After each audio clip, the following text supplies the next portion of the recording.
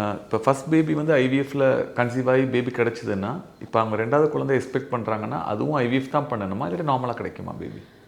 நாங்கள் வந்து சொல்கிறது என்னென்னா, ஃபஸ்ட்டு குழந்தை பிறந்து ஒரு 2 வருஷம் காலம் அவங்க இயற்கையாகவும் ட்ரை பண்ணலாம். ப்ரொவைடட் அவங்களுக்கு வந்து எந்த விஷயத்துக்காக ஐவிஎஃப் பண்ணணுன்றது ரொம்ப ரொம்ப முக்கியம்.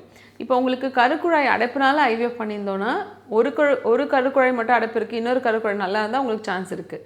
ஸ்பெர்ம் 0 கவுண்ட்டுக்காக பண்ணியிருக்கோம் ஐவிஎஃப், இல்லை சினைப்பையில் முட்டையே இல்லை அப்படின்றதுக்காக ஐவிஎஃப் பண்ணோன்னா அவங்களுக்கெல்லாம் நிற்கிறது வந்து ரொம்ப ரொம்ப கம்மி சான்ஸ். ஆனால் எல்லாம் நல்லா தான் இருக்குது, எதுனே தெரியல அப்படின்னு சொல்லி ஒரு மன அழுத்தத்தினால ஐவிஎஃப் பண்ணி குழந்தை பெற்றவங்க, அந்த மன அழுத்தம்லாம் போயிடும்.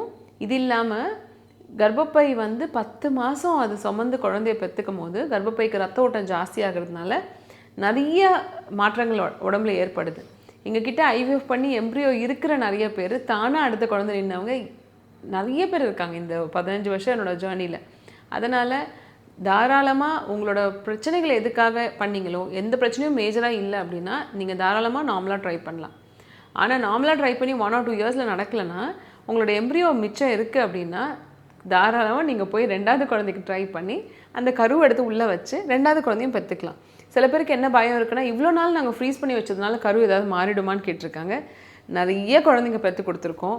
ஃபஸ்ட்டு குழந்தை, செகண்ட் குழந்தை, இன்னும் கொஞ்சம் பேர் 3rd குழந்தைக்கும் வராங்க. அதனால் பயப்பட தேவையில்லை.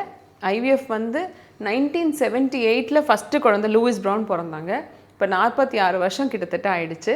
ஸோ இத்தனை குழந்தைங்க பிறந்திருக்கு, எல்லா குழந்தைங்களும் நல்லா தான் இருக்காங்க. ஸோ பயப்பட தேவையில்லை.